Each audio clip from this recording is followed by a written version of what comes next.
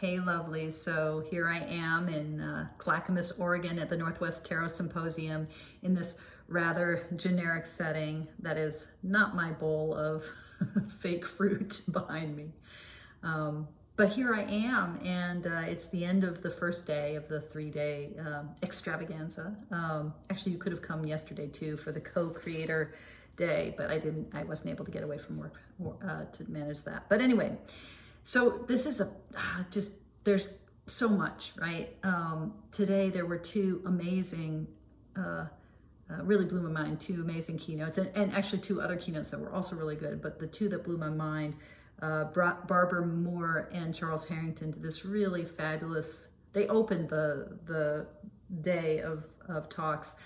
They did a fabulous presentation on liminality, on thresholds, and trying to reclaim the threshold space that is mysticism and the mystical side of tarot. You know, we've gotten to a point with the mainstreaming of tarot where people can talk super rationally about what tarot is, and I'm one of those people. You know, I talk about mindfulness, I can talk about neuroscience of the yin yang, you know, I talk about awareness practices. All of this is stuff that you don't need to get at all woo, much less woo-woo to talk about.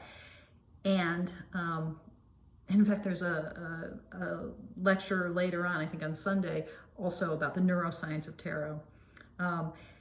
You know, so mainstreaming, we've gotten to a point where we can easily forget the juicy, ritual, magic-y, witchy, and I'm not a witch, but that kind of shamanic part of the tarot. And they were bringing it back by focusing quite rightly, I think, and quite brilliantly on threshold. You know, the hallmark of shamanic work, which is existing in the space between and giving us access to that space between. So it was really good talking about the Hierophant and the High Priestess. I'm still kind of chewing on all those ideas. And then at the end of the day, Benabel Wen did also just a kind of showstopper talk on healing and the tarot reader as a spiritual healer. And she was talking very specifically about healthcare and the ways in which people bring health questions to tarot, and often, you know, the standard response is that it's not ethical to answer those kinds of questions because we're not doctors, or, you know, we might be doctors, but most of us, the vast majority of us, are not physicians. And she was bringing to bear both like Chinese medicine and her huge, vast learning, but then also, and this was super interesting to me as a healthcare chaplain, she was bringing in a model of spiritual health that is very, very resonant with the work of chaplaincy and the way chaplaincy fits into the modern healthcare system, where we are part of the clinical team. You know, we are part of people's healing and their medical journey, precisely in the ways that Benabel was talking about, which is helping people find their sense of purpose, helping them find their meaning, their values, helping them articulate their belief system, and to find the coping strategies and the coping methods and reconnect with those if they've lost them, that will help them heal themselves. So that was super cool, giving me lots of food for thought about ways to explicitly think about spiritual health. I tend to call myself either, you know, a spiritual director or something like a consultant or instructor, like a mindfulness instructor or a tarot consultant or a spiritual consultant sometimes. But to think about spiritual health as the hallmark of what it is that I'm hoping to promote, that kind of pulls together a lot of the pieces of this person's puzzle, right? It pulls a lot together. Anyway, so I'm at the end of my day. I've also had a chance to connect with so many beautiful, wonderful people I've met before at other conferences, people I've been in touch with online, people who I've never met at all. Just, you know, I mean, being around your people, right? And we're such a funny and motley crew. I mean, we're so goofy, and yet, you know, we're all goofy. So it's wonderful. Anyway, I wanted, though, before I collapse into bed, I wanted to share another set of Dueling deck dialogues. just to keep that momentum going. I am still trying to figure out what deck I'm going to be using in the Mindful Tarot Drop 'em 78 Challenge, which is starting next week, October 15th. And we're going to be going through the deck one card at a time, one day at a time. And each of us participating in it, focusing on one specific deck, right? So what is the deck that I want to dive deep with? What is the deck that I want to feel my life unfolding through? What is the deck that I want to unfold through my life, right? Lots of ways to think about the choice here. I might want to pick a deck that seems intimidating and hard, that I've never given myself enough opportunity to work with. Or maybe I want to pick a deck that has spoken to me for a long time, but that I'd like to go on a 78-day vacation with, right? Lots of ways to do this. Anyway, I dropped a card. I'm actually gonna show the card I dropped. Oh my God. So one of the decks is, and this is a deck that I featured about a few months ago, because it's a deck that it's an undersung deck, and it's a really, I mean, it looks like a throwaway. Dan Pelletier, whose opinion I just, I always, if he likes something, it's good. He's got impeccable taste, and he's so smart. He calls it a slow burn. This is Tarot of the Sweet Twilight. And yeah, I think the theme of tonight's dueling decks are a couple of decks that both have a really quirky vision of the world and sort of give a sense of this alternative space. So, talk about liminality. These are two decks that kind of pry open the world and show us a space in between. And Twilight specifically is that liminal space. So the card I dropped, this is the Empress. And this is the image that's on the bag that I made for this deck. It's the image that when I first brought the deck into my life really spoke to me the most, and it still deeply speaks to me. Yeah, the watery, I don't even know what to say. She is standing in the waters of the unconscious, in the waters of soul. So, this deck, before I even asked it, this deck is telling me what it wants to bring to me in the card that just literally dropped onto the floor. And what might be, my world might need to be turned upside down, right? I picked this card up and it was already reversed. The watery depths might need to become the air that I'm breathing. They might need to be the sky above me. They might need to be my horizon. And I love that this image has her holding the world like the Two of Wands in the Waite-Smith imagery. And she's looking right at us, right? With love emblazoned on her, and even her crown, it kind of looks a little bit like a heart, or like the two lobes of the lungs. Yeah. So are you saying, Tarot of the Sweet Twilight, are you saying that you are going to help me really breathe into, really live into the horizon of those watery depths, really help me connect with the unconscious, with that liminal space that is our psyche? Is that what you're saying to me? Wow. So, yeah. Also upside down, but it's the High Priestess. Which, I don't have it here. On your name tags for newts, they had stickers from the Waite-Smith deck. So you were supposed to find, whatever your sticker was, you're supposed to find that sticker on other people in attendance, because there were like 2 or 3 of them. And the sticker on my card was, on my name tag, my name badge was the High Priestess. So here she is again, right? Yeah, why is she? So, you have the symbols that we recognize for her, but why is she holding these mice? And what is the relationship between those mice and the cats? The cat there looking a little hungrily. That star under her eye. So yes, and it was upside down.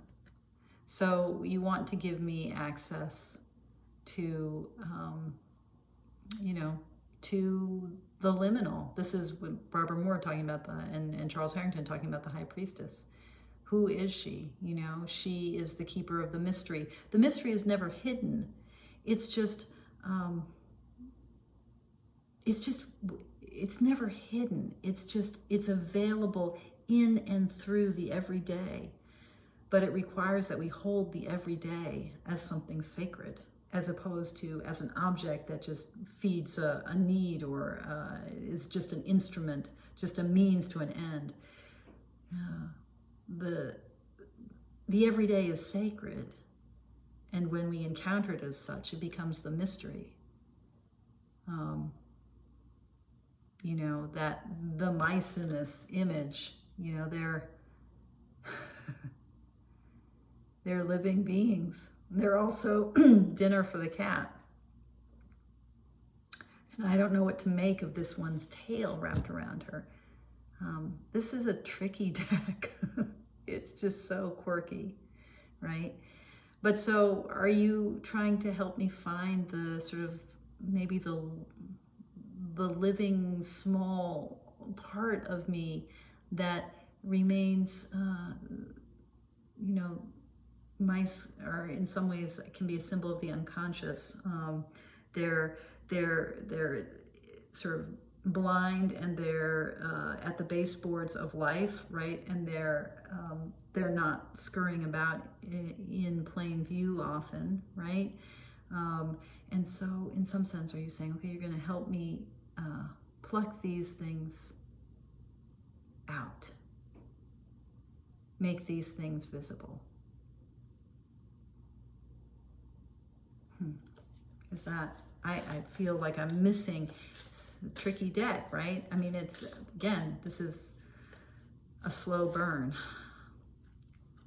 Help me understand the mice. Again, another card upside down.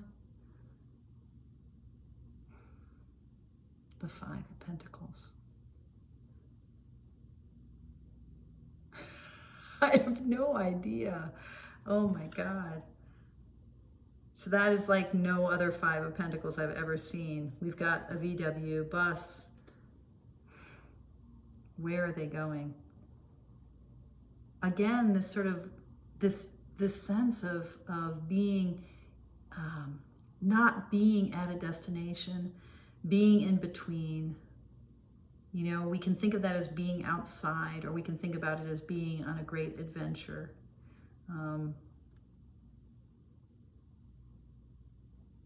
Embracing both a sense of fortune and the possibility of our own mortality.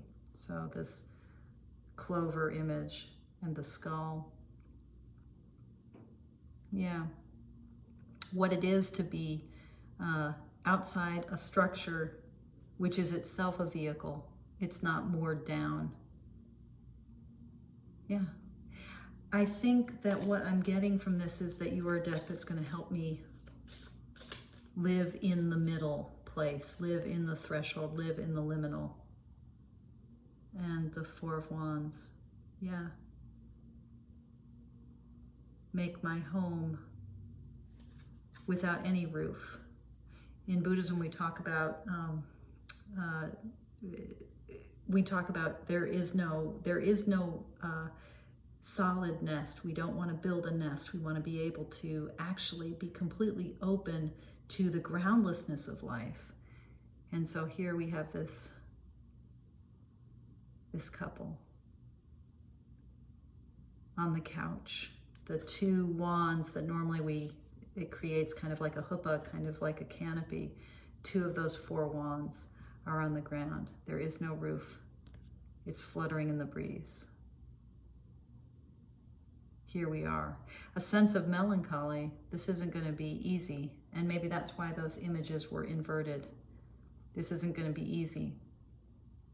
Just like reading this deck is not easy. Okay. I'm so tired that I'm wondering if I'm even making sense here. So hopefully I am. Tarot of the Sweet Twilight. Wow. The other deck is the Tarot of the She, right? Emily Carding. This is a deck that's, the imagery is more straightforward, but it's also a deck because it's focusing on the she. And there's a sense that they are there in plain sight, but we miss them all the time. It's also a deck that is dealing with a world of liminality, a world of thresholds, a world of the in-between. And this is the study deck I made because I wanted something that had nice card stuff. Oh, and it's really, I love this. I mean, it's not a very well-made study deck, like, you know, it's cropped and the best I could make it, but it really makes me happy. Okay. What do you want to teach me? Oh, shoot. I dropped the whole deck on the ground. But in the meantime, so we have the Warrior of Fire. So Knight of Wands, upside down. You know, court cards, I've been getting a lot of them. And I've been getting a lot of Knights of Wands and a lot of Knights of Swords, Kings of Cups. It's really been Queens of Sword. It sounds funny how I'm saying a lot of Queen of Swords, a lot of Queen. Okay, you get the idea. But here we have the Knight, the Warrior of Fire, the Warrior of the Warrior suit in this deck.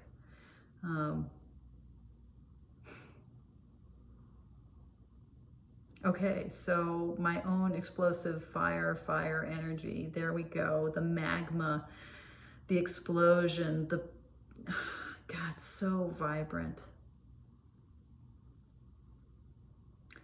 So you want to show me all my fire. Now, the wonderful little guidebook for this deck, the little companion book, is filled with great, as I recall, are they couplets? Great little poems, a real sense of a narrative arc moving through the minor arcana suits, that this is really a deck that is trying to talk about artistic process. What is it, not just artistic, but creative process. It's very self-conscious about its creative process and about creative process in general. And so the fire here is the fire of creativity being released explosively. So this bursts through any boundaries we make. It's not liminal at all. And are you going to show me then what it means to burst in this creative way?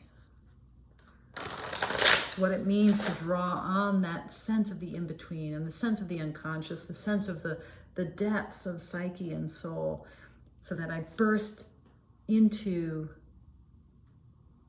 I want to say, into the mainstream space, not just what's below and not just what's above, but what's right here in the everyday. Is that what you're saying? Again, upside down. Make her queen. So the Queen of Pentacles. Gift of healing. Oh, this is the ace of, this isn't the knight. This is the ace. I'm so tired. So the ace of fire is the warrior. Okay, right. So make her queen. Gift of healing. So how does, so this burst of energy, right? The warrior. At the same time also being, You also want to show me how to heal. God, this deck is so powerful. I love, look at the difference here between the sun, but it's the same sun. It's just here, it's all fire. It's all bursting forward. It's all that propulsive energy of the fire suit. And here is the gift of healing. It's the water pouring out. So, tremendous life-giving in these cards in this deck. So are you going to show me how that burst also heals? And since these were upside down, I'm thinking, this is kind of what I need to hear right now, because there's a block. Okay. I've gotten the death card a number of times in these deck dialogues. But I'm taking this as, yes, there is some transformation here. Yeah. The wisdom that comes from what needs to be let go. I'm hard time discerning what that image is. But this is the glyph of the she that we see in the back. A sense of a book and of wings, the wisdom of Minerva, maybe. Yeah. So that burst and the gift of healing doesn't come without pain and without some things being really broken, some things being ripped open. So you're saying you want to, there's going to be a cost to what you show me?